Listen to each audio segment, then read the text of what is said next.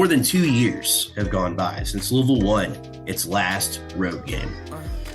Do you remember where you were the last time Louisville won a road game? And do you remember who it was against? I think I had just graduated third grade. Mrs. Scott's class, the last time that we had won a road game. I mean, for real, I have no memories of our last road victory, to be completely honest with you. I think we were practicing for kindergarten graduation, I think. Mhm. No, in all seriousness, Louisville had not won a game in more than 2 years. Their last win was January 2nd, 2022 against Georgia Tech, a Josh Pastner-led Georgia Tech. Of course, who would it be? Anyone other than Josh Pastner. Miami had won 25 of its last 26 games at home, which just makes things even crazier. They were undefeated, 9-0 on the season at home. Kenny Payne had never won a road game his entire life as head coach. Louisville had 7 scholarship players. They started Hersey Miller, who's a walk-on, who had only played 16 minutes the entire season coming into the game. Miami returned a pretty good portion of its 2023 Final Four team. Maybe the most improbable win of the college basketball season belongs to Louisville at Miami, which begs the question, what happened? Is Louisville starting to turn things around? Is this a complete aberration? And what do we take from this and how do we go forward? All that and more. It's the Starting 502 podcast brought to you by Mr. and Mrs. Bourbon. My name is Preston Meyer. Jake Hook, of course, alongside. Makeshift studio set up today, but we're making it happen for you guys. Jake, did you expect to sit down and watch the entirety of this game last night and really take it in, or what was your setup like? And what were your expectations with like 2 minutes left in the game? I always watch every single game to the bitter end, maybe with like 50 seconds left. When Louisville's down by 21 to Virginia, I'll go ahead and turn it off when I know there's just absolutely no chance. But I'll stick with it to the bitter end of it. I know we were at the Yum Center watching Louisville play New Mexico State. I think it's like the last game we had won before this game. It feels like it that way at least. And we were down by like 6 with like a minute left to go. And my mom and dad are with me, and they're like, "Let's just go ahead and leave. Come on, let's leave." I was like, No. We got a chance. We got a chance. And turns out we did. We had to foul out 7 of their players to get that victory, but we did have a chance. So I plan to stick through it. I think Miami was up by like 10 at one point in the second half. And I just thought, yep, this is it. We were competitive. We've shown what we've shown all year, which is we can compete with a team in spurts, but we really can't ever put it together. But I was wrong. Happily wrong. Dude, let me paint the scene for you. So I'm in Las Vegas right now, and we finished up a little bit early, Vegas time. We've been trying to navigate, right? Like, when do we record, and what time is that for each of us? Because I'm on Vegas time, West Coast time. You're on Central time. You're just trying to navigate that was an adventure in and of itself. But I was like, look, I'm not going to let Louisville about to be blown out by Miami affect the free time that I have while I'm not working here. Let's go to the Strip. Let's have some fun. Let's have some good old fashioned Vegas fun. I got the Paul Rogers call on in the car on my way to the Strip.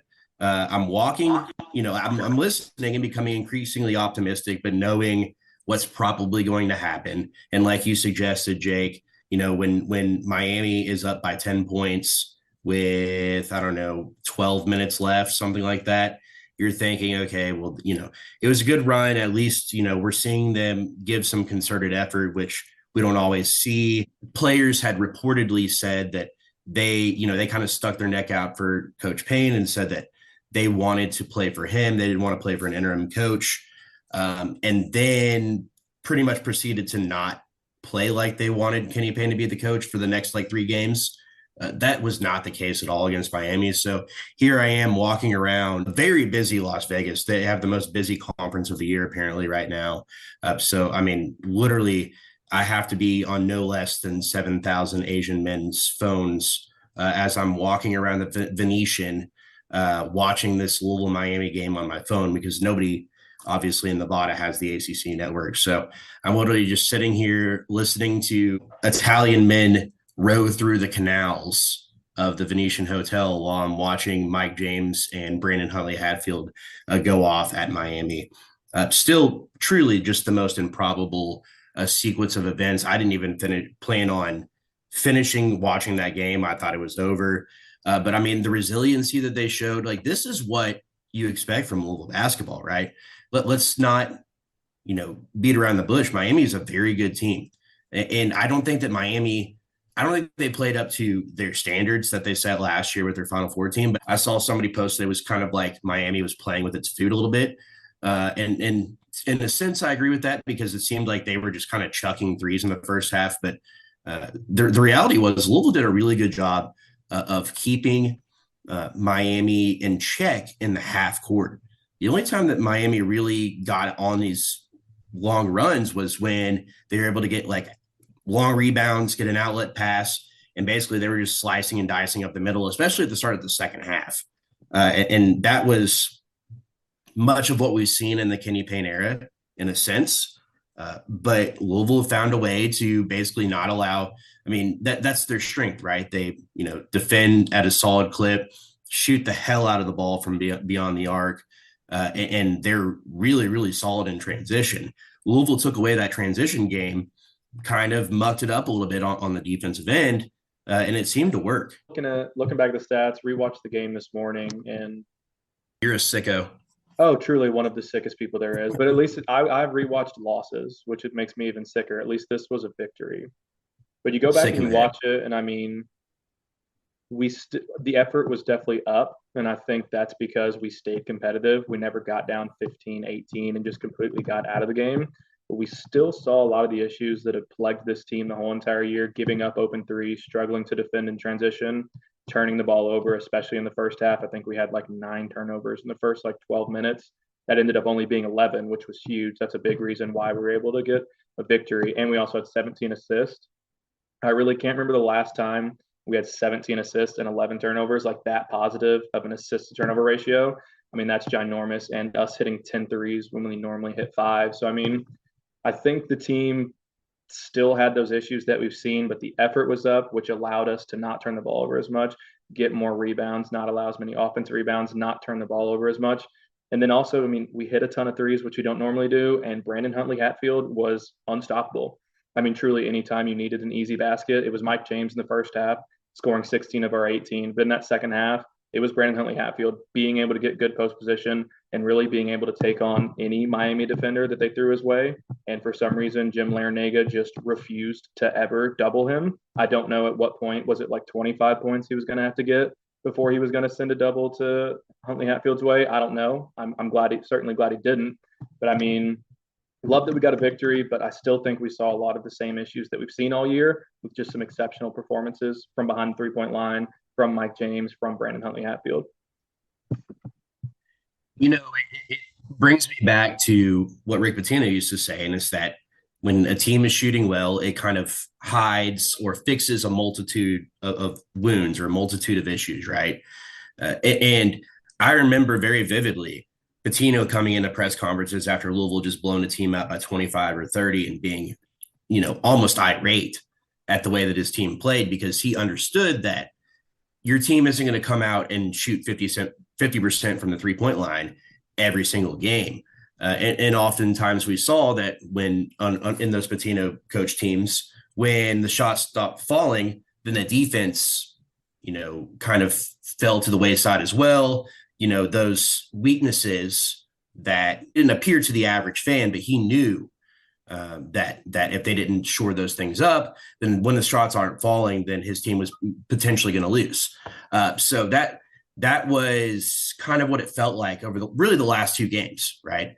They're shooting 45% in the last 2 games against Pittsburgh and then at Miami. So it's really fascinating to see how things can change just when your shots start falling. And really what stood out to me as well was the play of Curtis Williams. So against Miami, they had a starting 5 that included Danilo, which, by the way, I don't know why Danilo was such a hard name to pronounce. Everybody says Donilo. Like, where are you looking at that name and thinking that Donalo is how you pronounce this man's name? Rant over on that. But yeah, starting Danilo Jovanovic and then starting Hersey Miller, which again was a bit head scratching, especially because they waited 11 minutes to put in Tyler Johnson. Once they put him in, he was incredibly effective for Louisville. So kind of a weird sequence of events, but it seemed, you know what, they won, it worked. So whatever. But regardless, once Curtis Williams came into the game, he impacted the game in ways that he had not yet this season. We all know that he's an excellent shooter, but really, he's kind of turned into like a freshman year Ryan McMahon, if you will. And Curtis Williams was not impacting this game or the games for Louisville in ways that a forward needs to, right? He does not rebound the ball at all, and really hadn't had many assists on the season. He had 7 assists in 13 games going into the Miami game. He had 5 alone at Miami. That's the kind of play that you need out of Curtis Williams. Caleb Glenn, another guy that was really impactful down the stretch, quality rebounds, excellent on defense. It's really fascinating to see the way that Payne and the staff are managing this roster, because the guys that started the game and the guys that started the second half are not the guys that finished the game. And so that was kind of fascinating for me to see. But Louisville's going to need that play from Curtis Williams. You know, it's going to be Mike James, of course, when you come out and you score 16 points in the first, 8 minutes. And basically, I mean, he's taking heat check shots from, the top of the key on the fast break. I thought that was interesting. Everybody's going to remember that as the game that Mike James kind of went off, and then Brandon Huntley Hatfield kind of put it away down low. However, I felt like it was those role players like Curtis Williams who made such a massive impact. And Williams is a guy, he was playing the 2 a little bit against Miami. He was that second guard, and he's a guy he has great handles. He can put the ball on the floor. He can impact the game in a multitude of ways. And I'm excited to see that he's, not playing like a 3-point shooting role player. Like, we don't need Curtis Williams to be Kyle Korver. We need Curtis Williams to be, a guard / forward. We need him to be a guy who can cut, who can slash, who can get into the paint, who can rebound the ball. I mean, you can't be a forward, especially on this roster, and the limitations that it has. You can't have his role and not rebound the ball at a high rate. Like, you can't have Tyler Johnson out rebounding you. And that's what's been happening. And he has to be able to impact the game by moving the ball well. And I felt like Curtis kind of impacted the game in a special way, because he is able to make those entry passes as a taller, longer type of player that some other guards on the team are not able to do. So I was really impressed with the way that he played. And I think that he is making a statement that he's a much more valuable piece on this team than Danilo Jovanovic, which, again, I don't understand the fascination with all of a sudden putting him in the starting lineup and having him play so many minutes. I don't understand why that guy's playing 25 minutes against Kentucky. So with all that in mind, what kind of stood out to you outside of kind of the obvious of Mike James and BHH? Yeah, I mean, I think the role players stepping up is huge, and they have to for us to be competitive right now. When we've heard on the broadcast, I can't tell you how many times, 7 scholarship players, in case you haven't heard it enough from Seth Greenberg and all the other broadcasters that we've had over the last few games. But I mean, these role players Caleb Glenn, Curtis Williams were playing 10 minutes a night to start the year. If that, Caleb Glenn wasn't even playing 5 minutes a night. So, I mean, the ability for them to step up and play impactful minutes and fill in their roles, I think, is really big. Caleb Glenn is like the only dude that I'm confident that will actually grab a rebound. Seems like we get guys boxing out, but not actually finishing the rebound, or they'll tip it out and they like fumble it amongst themselves. So like, it's great to see him playing hard on the defensive end and ending possessions for us, which is something we struggle with so much. And it's big. Curtis Williams, like you said, I want to say in that very first game that we played exhibition against Simmons College, or was that an exhibition or was that a real game? That was an exhibition, right? Simmons was an exhibition, Simmons yes, College. sir. I think he had 5 assists, and he actually looked like a playmaker, a guy who could put the ball on the ground and not only be a jump shooter and a shot maker, but also a guy who could facilitate for others. But we have not seen that like at any point in the season, really, until tonight. The 5 assists kind of caught me off guard seeing seeing it on the stat line, but I mean, he definitely was because the shot really wasn't falling. He was 4 of 12 in the field, but it was nice to see him actually produce for others and play, make, and facilitate.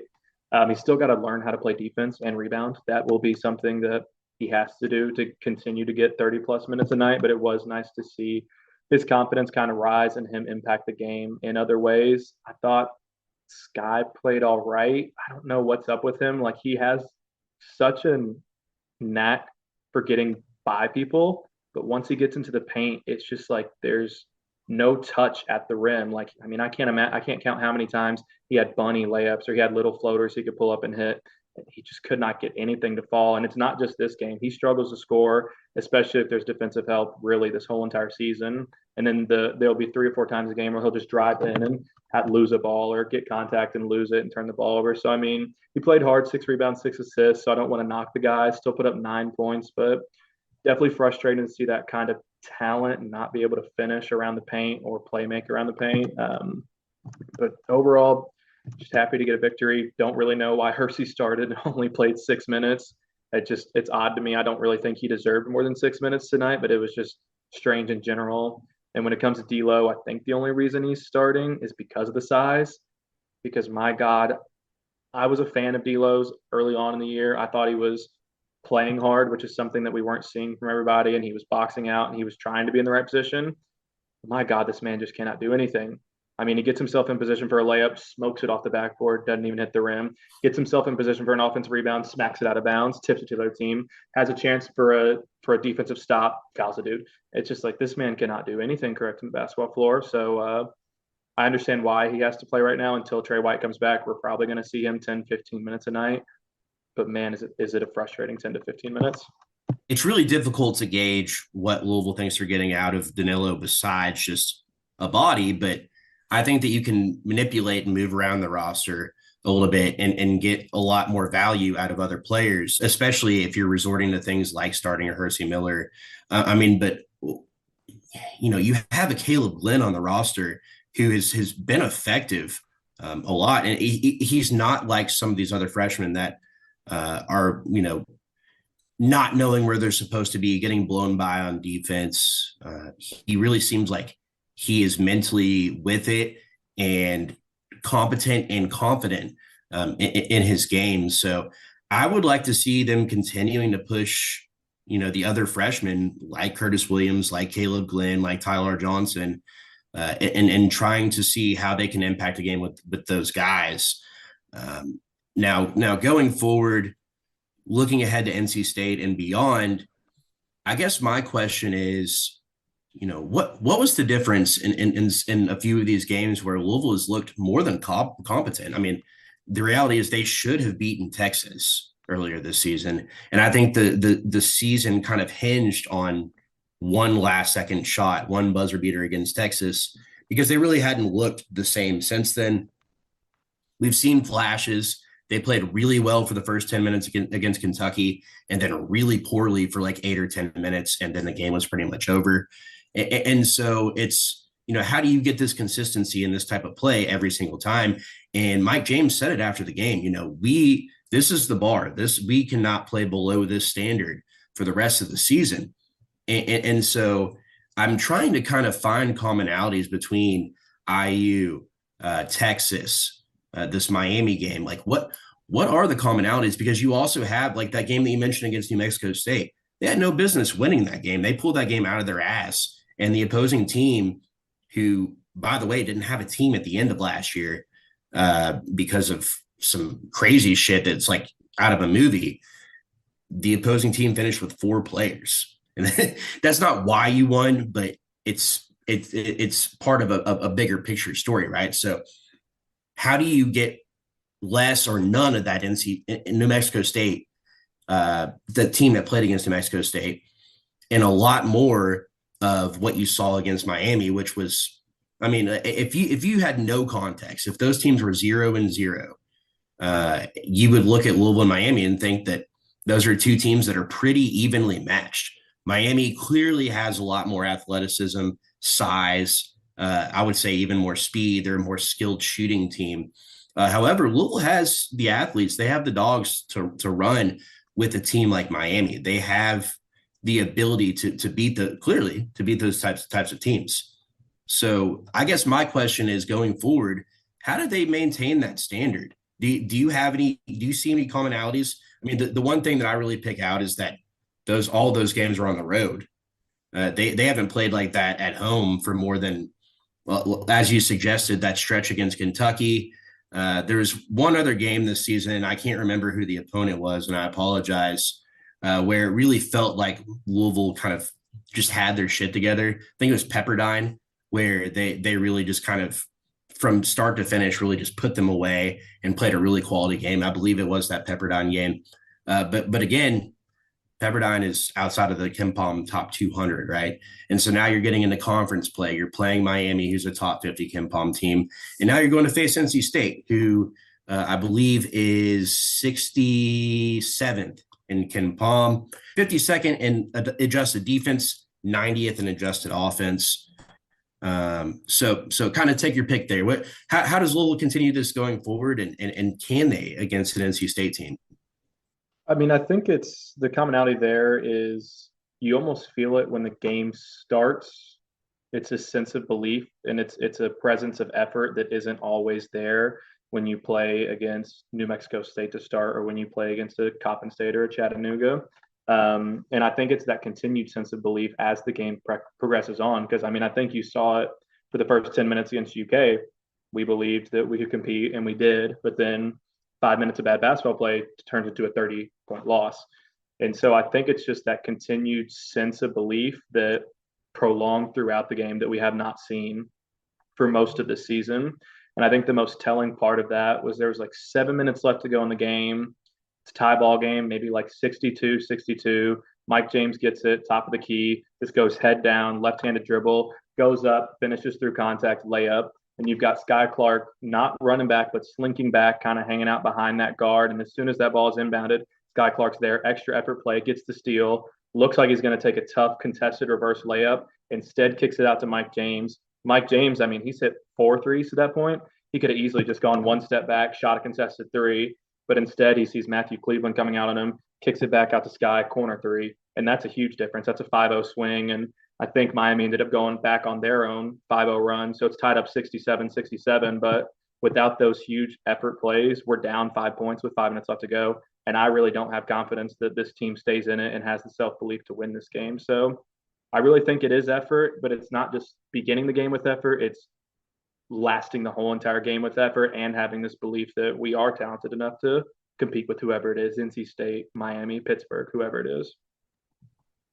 Yeah, I mean, confidence is so important. And you realize when you see a game like how they played against Miami, that they have not been playing with confidence. They haven't been playing with conviction. And I think a lot of that kind of goes back to the coaching staff. You know, we hear every single post game. And even in some of these preview press conferences, right? Kenny Payne says, well, I told him this, I told him that. Like, if my boss goes to his boss and says, well, I'm really trying to get him to perform this way, but he's just not. His boss isn't going to accept that as an excuse. It's his job as my boss to make sure that I'm executing in the areas that I'm supposed to. I like the parallel of a teacher. You know, if you're a kindergarten teacher and, you know, one of the members of your classroom just isn't, they're just not getting it. They're just not able to learn how to say their ABCs. But the rest of the class is, right? Then the obvious takeaway is, okay, well, this is a solid teacher with a student who maybe needs a little bit more time or to take a different direction. But when it's the entire class just is not learning their ABCs, well, then that seems more like a you problem as the teacher. So I like that parallel. Kenny Payne is constantly saying, we tell them this, we tell them that. And people ask him very direct questions and he answers their question with a question and asks them, you know, how would you feel if this happened? Well, Kenny, you make over $3 million a year to have the answers to those questions and to get the players to perform the way that they're supposed to. And I understand it really comes down to, okay, do shots go in for the other team and not for us? Do they go in for us and not the other team? I understand it comes down to that, but ultimately you're responsible for that, right? Like if it's a football coach, if Jeff Brum has receivers that just cannot catch the ball, like It's just for whatever reason they just have butterfingers. Well, I mean, maybe that's recruiting, maybe that's coaching, maybe that's the way that you're teaching. Like you can't make excuses as a coach. It is your sole job to win games, and so I think that we finally saw against Miami a different approach from the coaching staff. There's a clear difference in the way that in their body language and the way that they're communicating with the players on the floor. I thought that there was a distinct difference against Miami. I felt like Kenny Payne was showing a little bit more passion, but in different ways. It felt like Kenny was coaching with conviction. And in past games, we really hadn't seen that. I know it might sound silly and we don't really know what's going on behind the scenes, but clearly there was something different. Clearly, we saw a coaching staff that was making all of the right moves as far as substitutions, as far as timeouts, as far as play calling, and they were getting the players to execute on all of those things. And I thought that there was. Did you see the same thing on your end, Jake? Yeah, I mean, the execution was definitely a little bit higher than what we normally see, and I think that's evident. 17 assists, 11 turnovers. That's not the type of execution that we're used to seeing this year. Another thing I noticed is with these guys that were playing minutes, JJ, Trey White, Manny Okorafor, now on the bench, there seems to be more energy throughout the team. Because like you see, like whenever we had that 5-0 run with Mike James layup and then the Sky Clark three, like the bench is going crazy. It's not just Aiden McCool over there now. And I know that's not the reason we won the game, but like that is infectious. Like that gives you a sense of belief when you come over to your bench and you have the coaching staff up and you have players being like, hell yeah, good shot, Mike, or like, hey, it's okay, like consoling him if he does something wrong. Like that is huge. And that's not something that we've seen really for much of the year. But now with Trey White on the bench, now with Manny, now with JJ, guys that were engaged with this program, it feels like they're staying engaged on the bench, which is silly and probably not going to result in like direct wins, but that's still big. And I think that was kind of evident in the game as well. Yeah, absolutely, man. And looking ahead, I just want to see that continue, and that's why I would implore fans. You don't have to support KP. We all know what the reality of the situation is, right? You don't have to necessarily support him being the coach now or in the future, but I think we do have an obligation as fans, if you have the means to go out and support the players. I mean, because we're finally getting the standard that's been set at Louisville. I think that they should be rewarded for that. I think that we should, if you have the means, if you're able to get tickets, if you're able to be at the Center on Saturday at noon, I think you should do so. I think you should show support, get there, cheer loud, have a couple beers, enjoy your Saturday afternoon. And I mean, that's what we'll be doing. We'll have four there. And I've heard a lot of people say the same thing. I don't often go to games. I don't often, pay attention, but this is something where you can have an impact on the team. And you talked about that infectious spirit of the team against Miami. I think that that's something that you can carry when they come back home. And I think if, I know this sounds, it hurts to even talk about it like this, but there's been 4, 5, 6,000 people at the last few games. If you can get 10 there, that's going to make a huge difference. The players will notice that. They'll feel that energy. They'll feel that atmosphere, that environment. We'll be right back after this commercial break.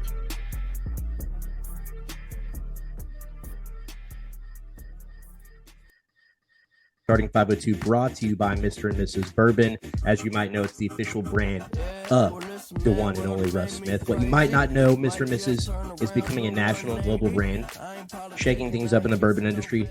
Like basketball, bourbon has long been a passion for Russ. Dating back to his college days, he studied and learned under some of the more renowned master distillers in the area. Mr. and Mrs. is more than a passion project. It's a culmination of a decade of painstaking work. Mr. and Mrs. is for everyone. From a more traditional 90 proof to a cask strength that's smoother than 2013 Russ going to the hole. And boy, could we use that right now. Mr. and Mrs. Bourbon covers tastes, all different taste of preferences, 6 different bourbons that they're offering. Be among the first to try Mr. and Mrs. Bourbon, the official bourbon of the state of Louisville, and the Starting 502 podcast on shelves anywhere you find your liquor, and now online at mrandmrsbourbon.com. Go check it out today. Looking ahead to NC State very quickly, this is a team that's been kind of up and down this season. They are 11-4 on the season. They are 2-1 on the road, but they're 3-1 in conference. They just suffered their first loss against North Carolina. And the one thing that I'll say about NC State is that they're a little bit different than Miami in the sense that they're not great offensively. They've won a lot of muck 'em up games, but they're really good on defense. They're 34th in defensive efficiency, according to Ken Pomeroy. Some of their wins, obviously, in the early season, not super impressive. They have a close win over Vanderbilt. They have a loss to BYU. They got boat raced by Ole Miss. A win in overtime against Boston College. A kind of close, probably too close of a win against UT Martin. A loss against Tennessee on a neutral site. But then they've kind of started to string some solid wins off. 82-70 over St. Louis. 83-66 over Detroit. 54-52 over at Notre Dame. And then a big one, 76-70 at home against Virginia. So there's a reason there was a lot of hype going into the NC State North Carolina game, because NC State at that point is a fringe top 25 team. North Carolina is obviously a very quality opponent. They end up losing by 13 to North Carolina at home. So takeaways, Jake, from hearing that, this is a game where they're going to have to continue to hit shots if they want to win this game, in my opinion, because they're not going to get into the lane at will like they did against Miami. They're going to have to avoid turning the ball over, and they're going to have to hit shots, continue shooting with confidence. Any thoughts heading into this game? Yeah, don't want to sit here and lie and tell you that I'm the resident Wolfpack expert. I've seen them. I watched them play a little bit yesterday against North Carolina. I know they're really transfer heavy, and they're like don't have one star player like an RJ Davis or like an Armando Bacot where you're like, man, if you stop him, you stop them. I think they've got 5 guys that average double figures. So I mean, a really well balanced team, and kind of like anti-Miami. I think Miami was giving up like 90 points per game, I think is what I read. And they do not at all. Like, they're a top 40 team defensively, but they're not nearly as skilled offensively. So it's going to be a completely different style of basketball than what we saw against Miami. Can the Cards adjust to that and hopefully play even with them? I mean, if we see what we saw on Wednesday, then hell yeah, I have confidence that we can beat this team, start to have maybe a little bit more confidence as a fan base. But it'll be a completely different challenge. It'll be a lot grittier of a game than what we saw against Miami. And I mean, they just held Armando Bacot last night to 9 points, 5 boards. I mean, so I don't know if BHH will be able to get us 22. I don't think they're just going to let him go one-on-one and dominate in the paint. So it's going to take a more extended, exerted effort on defense and on offense to create good shots and hopefully stay competitive and win another game. Yeah, so their leading scorer, kind of leader of their team, is DJ Horn, who's a transfer from Arizona State. And then they do have a really quality big man. That's DJ Burns. He is 6'9", 260 pounds. He's a transfer. You might remember him playing at Tennessee, and then he played at Winthrop for 3 years. Big South Player of the Year in 2022, 2-time All Big South player. And he's just a big boy that's going to be assertive in the paint. Now, if Louisville is able to get him in foul trouble or kind of negate his play, I think that's a guy that Brandon Huntley-Hatfield matches up well with, because Brandon Huntley-Hatfield isn't like a, bang you around in the post kind of guy. Like, he has post moves, but he's much more of a versatile type of player. So it'll be interesting to see how Louisville kind of tries to navigate that. This is not a crazy good rebounding team. Like, when you look across the board, DJ Horn has 3.7 rebounds a game. DJ Burns, the guy that we just talked about, 5.5 rebounds per game at 6'9", 260. 4.5 rebounds per game. But a great passer out of the post, 2.7 assists per game. But then, you go down the list: Casey Marcel, 3.2 rebounds a game. Jaden Taylor, 3.8 rebounds per game. Dennis Parker Jr., who is a forward on the squad, 4.4 rebounds per game. So not a lot of guys, really crashing the boards, if you will. They kind of feel like a a one and done type offense. Like they don't score, they get back and turn it into a half court game. So I could very well see this being like a 55-50 type of game. That's kind of how I envision it going forward. I mean, I don't know about you, Jake. Final thoughts. I really want to see that continued spirit that you spoke about. It will be fascinating to watch if they can continue to shoot at the clip that they're shooting. Again, 45% from beyond the arc over the last two games. NC State is allowing 33% from beyond the arc, which is 194th in the country, and they shoot 32% from beyond the arc. So again, this could be a very mucked up game, if you will, a game where you see just a lot of maybe bruising in the post, a lot of just ugly offensive play.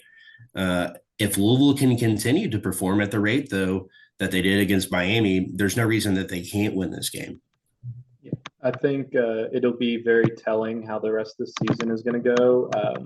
If Louisville comes out on Saturday and isn't shooting as well as they have in the last couple of games, if they can still maintain that effort level and get gritty with it and play against a team that plays like this, that doesn't turn the ball over, that is going to have a slow possession, that can score like with really any player. There's not one guy you've got to watch out for. I think it'll be really interesting to see if we come out and we're not knocking down a ton of threes and it's 6-2, 6 minutes and like 6 minutes into the game. Like if we can still compete with that level of energy. I think one thing a lot of people are struggling with is like watching this team, cheering for this team, but then still realize like not cheering for KP. Like I'm going to cheer for this team regardless.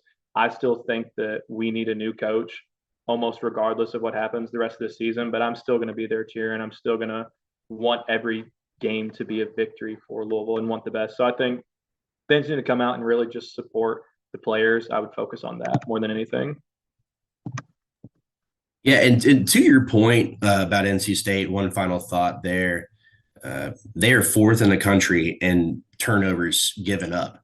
Now, they are 246th in the country in turnovers forced. However, I think a big reason why they've won a lot of games is because really they turn the ball over about half as much as their opponents. And so this is very much going to be a half court game. So it could be a situation where you see Louisville trying to speed things up a little bit, trying to get out on the break, trying to force NC State out of their comfort zone. They're winning games by making this a half court affair. And I'm not sure that that's how Louisville wins games on offense, right? We saw that when they made it a half court game for Miami, that they really struggled. However, on the offensive end, they really need to create a bit more pace, a bit more havoc in order to score the ball. So that'll be something that I'm watching out for. As you suggested, Jake, look, like I think the ship is probably sailed on talking about a third year for Kenny Payne. But if they win this game against NC State, I mean, they're continuing to go into a very difficult schedule in ACC play. It's very front loaded, as we talked about before the season. Kenny Payne could make it uncomfortable. He could make an uncomfortable conversation. And that's not something that I'm looking forward to talking about. In my opinion, I think that we kind of missed the boat on going into an interim situation right after the Kentucky game. However, if they can win against NC State, if they can start putting the pieces together, we're going to start having some uncomfortable conversations. I don't think in any way it's acceptable for Louisville to be 500, but if they win this game, then they're sitting at 7-9 on the season. The season is still in front of you. If you can rattle off some wins against like an NC State or Virginia, Virginia Tech, something like that, Boston College, then all of a sudden, the conversation becomes completely different than what it was, 24, 48 hours ago. And so that's kind of what I'm looking for going into this game. Can they continue that play, or was it more of an aberration? Yeah, we saw it last year. Who did beat Clemson? Is that right? Was it Clemson last season? Yes. Yes. Yeah, so, we've seen us. Clemson was okay last year. They weren't amazing by any means. But I mean, we've seen us compete at the ACC level and even get victories. So I think this will be really telling because any team can shoot. I mean, double up on their normal three pointers made a game and win a game. So it'll be really telling to see if this can continue to happen. Last note, I will say we've got coach's son versus coach's son battle coming this Saturday. Zan Payne or Alexander Payne, as the CW crew kept calling him, not this game, but the Pittsburgh game, versus Kevin Keats' son, KJ Keats. So we'll see who gets the upper hand between KJ and Zan. My money is on KJ. KJ Keats, 1.6 minutes per game, pretty much zeros across the stat line, though. So we'll see what happens with the Zan KJ. It is interesting looking across that NC State roster and seeing 16 guys that have played. God, could we use that depth right now? But anyways, until next time, make sure you grab yourself some Mr. and Mrs. Bourbon. Enjoy this feeling of winning. We have no idea when we're going to see another victory like that. Definitely won't be a win as improbable as the one at Miami on Wednesday night. We're looking forward to what this season might hold and maybe talking about some winning basketball. Yet to be determined. But until next time, starting 502 podcasts. Let's get out of here and go Cards.